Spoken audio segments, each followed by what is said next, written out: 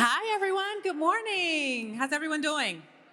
Great. All right. Well, you know what? Let's just jump in and let's talk about hair care as the final frontier of segregation. We've got a lot to cover. All right, ladies, let's dive in. So, unfortunately, big beauty brands haven't always acknowledged multicultural brands as an addressable market. And I really want you guys to really dive into that and explain why is that, in your opinion? Are we too niche? Like, what's going on? Cece, I'm going to start with you. You hit it on the head, which is niche. A lot of big beauty brands still find that their multicultural groups target niche audience, despite the fact that this consumer is spending more time and money and more engaged in the concept. And when we talk about segregation, a lot of these brands are actually physically putting apart the groups that handle multicultural audiences, right? Not as much budget, not as much, in terms of teams, not getting the same level of innovation access. So this actual separation that isn't terribly equal is one of the things that's sort of reinforcing this idea of niche audience. And these areas sometimes become the workhorses of big beauty brands and don't really get access to the headquarters and the mothership. And Candace, what have you seen on the corporate side? So it just seems like there's definitely a lack of diversity on the people that are actually making the decisions, and not just the decisions that are small, but the big decisions, whether it be like what brands are you bringing in, where's the investment going? And so just there being a lack of having foundational diversity within those seats, it's fundamentally not going to work. You're not going to be able to bring in or actually diversify your portfolio when it comes to these beauty brands. I think something, as a minority founder, something that I hear over and over again is this misconception that because I'm a minority, my brand can only be to minorities. And nothing could be further away from the truth, right? I think just look at Coachella. Who was headlining Coachella? It was Bad Bunny. And it's not because Coachella is only for Latinos, right? So I think we need to change this idea of what it means to be a minority founder and what our brands are capable of. Nice. I want to talk a little bit about the right to preference, right? Just because we belong to a particular minority group doesn't mean that we shouldn't have a right to preference. I want to move away from this one-size-fits-all approach that a lot of these big companies have. What are your thoughts on that? Well, I think when you're thinking about sort of the conversation, it is, if you look at innovation that's happened, business model innovation that's happened over the last 10 years across all consumer sectors, very little of it has come to this sector. Very little of it has reached multicultural. And the reason the big beauty innovations, e-commerce, sustainability, inclusivity, clean beauty, all of that is now table stakes for the entire consumer and beauty industry. Very little of it has been brought into this category. And why is that? Because there's a misconception that, the preference is very singular. Yeah. And not a lot of options are being presented within the category, and that's something that fundamentally has to change. Sorry. I think also just it comes down to like a lack of knowledge, essentially. And you have people that are key decision makers basically guessing of what this actual multicultural, sector wants. And so if you don't have someone that actually understands it, like Babba said, you're making this misconception that my brand is only for a particular group. But we would never say, like these bigger brands are only for, their particular group. But when it comes to like from a multicultural standpoint, we limit, what people actually really want and would actually really use. Yeah, I love that. Go ahead, please. Yeah, it's interesting because it's almost like minority customer groups only have the right to a brand for them, if one will, if they have a particular need that is impossible to be met by a white brand. So for instance, when I was fundraising for Ceremonia, a lot of the times I got questions about, oh, but what is it with Latin hair that's so particular that they need something different? I understand black hair, that's different, but why do Latina hair need a specific brand? And I think that really brought light to me on this idea that it's almost like we don't have the right to preference, right? We don't have the right to wear clothes that speak to us or buy brands that speak to us unless we have a disability that is preventing us from using something that is in the market. And there is something so fundamentally wrong about that. And that is a big mission with my brand, is to dismantle that limiting belief. And really, Ceremonia, for the record, is not exclusively for the Hispanic community. It's a brand that is rooted in Latin culture and that is on a mission to share that with the world, just like French beauty culture has done for decades, right? Like L'Occitane and all these French fragrance houses. You don't need to be French to wear that French fragrance, do you, right? So I don't know, there is something that is almost comic about it. Go ahead, please. I think we're also very hung up on the concept of minority. When you actually look at, and we've seen this now in film, television, music, fashion, who's driving share of wallet, who's driving culture, and yet there is this very segmented, when it comes to consumerism, not getting attribution for the extent to which this customer is driving share of wallet for consumerism. And a lot of that really just comes into getting that attribution, getting that acknowledgement, and valuing the opinion and the insights of this audience. Sure. Yeah, you're touching on such an important point there. So Ceremonia became the first Latina-founded hair brand to enter Sephora nationwide. But Hispanics spend 46% more on hair care product than any other demographic in the United States. Yet, we have no representation on the beauty shelves. And there is that discrepancy that needs to be fixed very urgently, in my opinion. So is it education in terms of just educating others? Is it, and I know Ceci, you've mentioned this before, is it just having representation from the chemist to, those in the boardroom? Is it a combination of the two?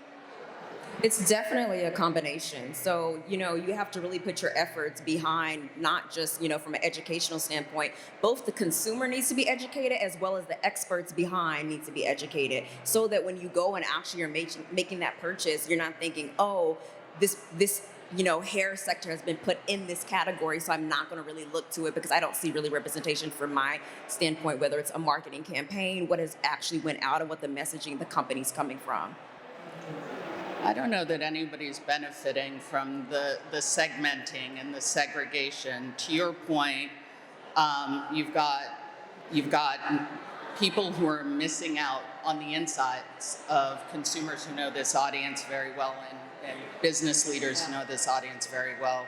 And you mentioned it. If you have representation from the chemist to the marketers to the C-suite to the board, all the way throughout, you have the benefit of bringing those insights into every conversation, and also having people within the workforce who understand all these audiences and can bring this together. It's sort of a win-win. Nice. And it's not even just about social responsibility. Your wallet, you will see it in the money, that it will be a difference. It took Rihanna to actually make a whole makeup line, ranging from colors for other people to say, oh, maybe I need to also make a range. And why did it take that long for someone that was not even in the beauty space to come in, make a full collection, and now brands are following suit? You really still do not find that when it comes to hair care. Yeah, and that's so unfortunate. It really is. But I'm so glad we're having discussions like this so that we can move the conversation forward. Candace, I wanted to go back to you because we've talked a little bit about segregation, kind of when we're, from a hair care brand perspective. But I really want to touch on the corporate section a bit. What's been your experience like in the segmentation in the corporate space?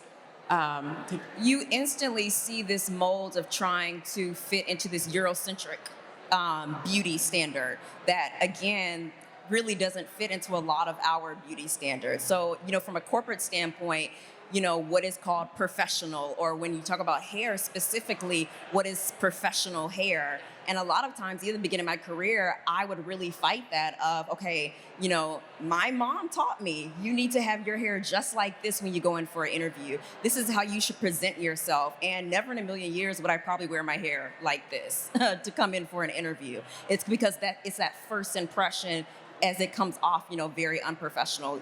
Thankfully, there are laws that are starting to be trying to put into place, with Dove of saying, okay, we need to make some type of, legal restraints about you saying something is unprofessional, or, when it comes to dreads or something of the sort.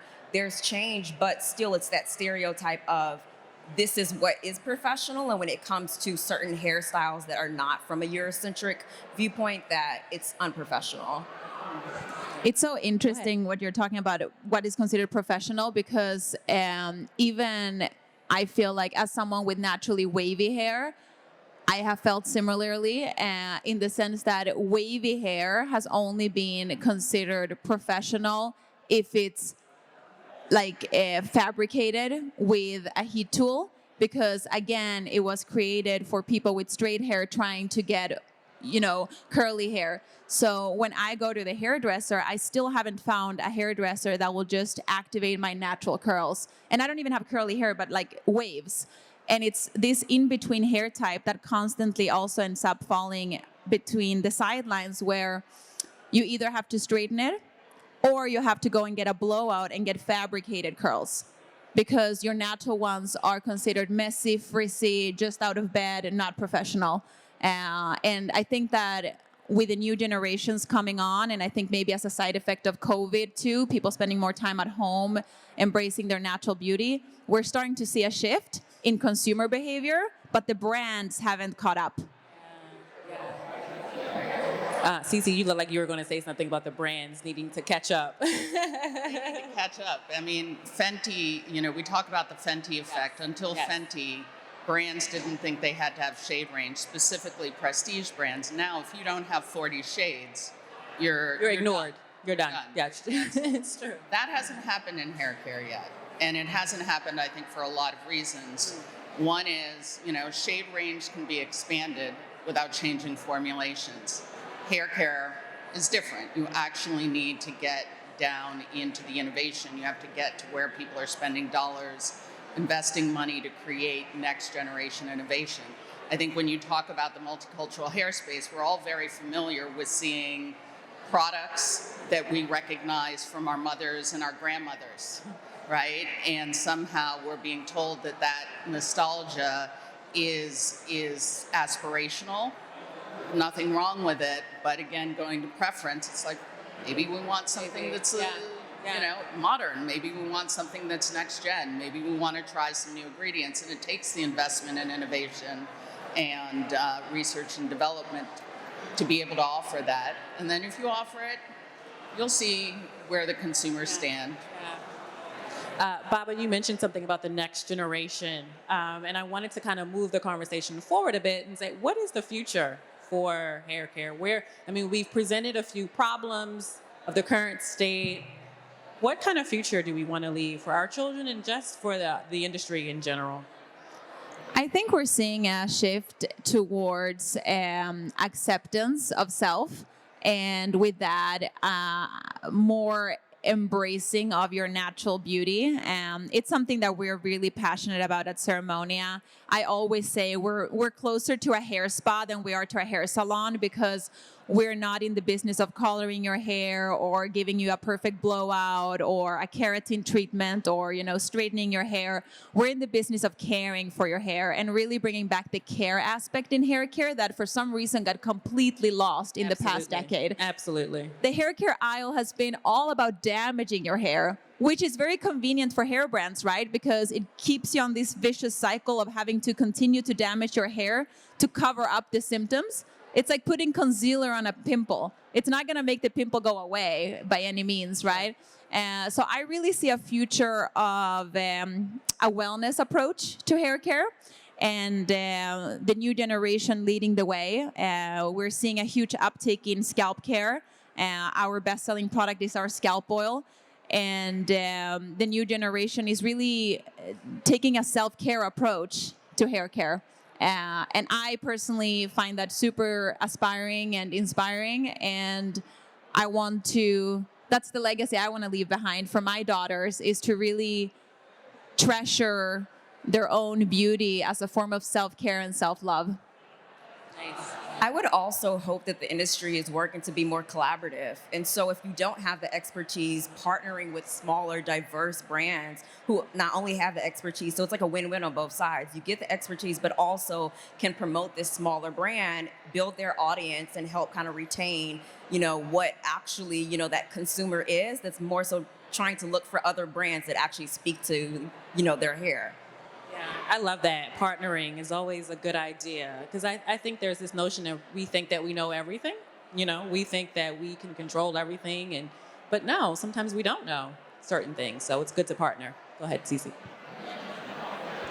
No, listen, I think a lot of the misconceptions, nobody intends for it to sort of be unequal. Nobody intends to subordinate the multicultural consumer. Right. But Right. these misconceptions can all be cured through data. And unfortunately, there's not enough data on this consumer and the strength and potential share of wallet of this consumer, where there's a lot of data that exists in these other categories. With data, we'll be able to cure the sort of more anecdotal nature of how big brands are making decisions around this category, when we can show the share of wallet and give attribution to this consumer.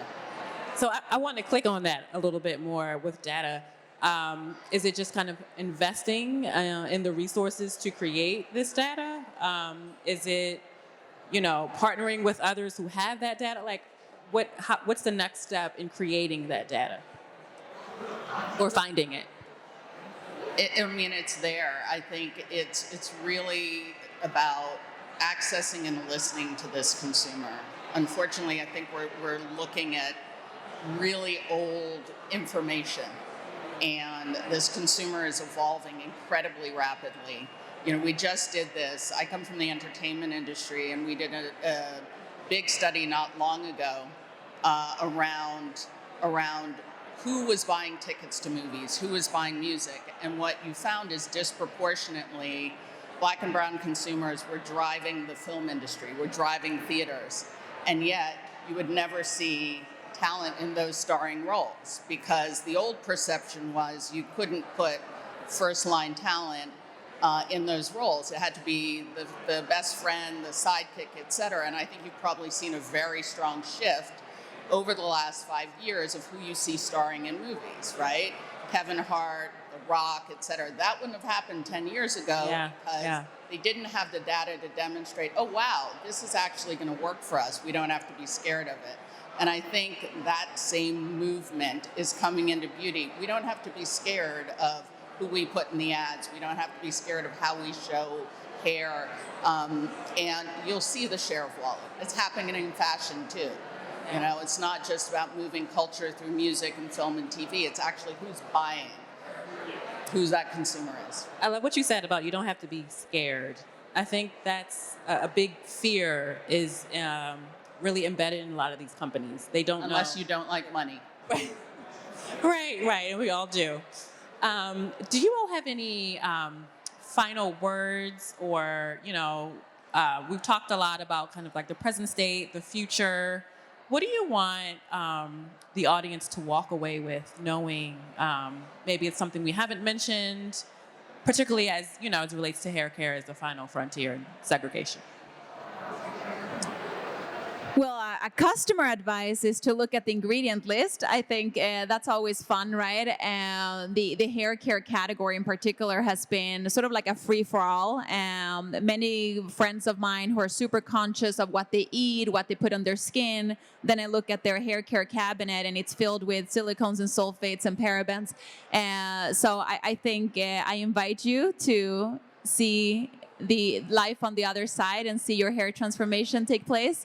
But I think in terms of like what we really need in the industry, I think we need success stories. I would love it if I had a very similar benchmark that was, 10 steps ahead of me that I could point to when I was fundraising or when I was having negotiations with Sephora.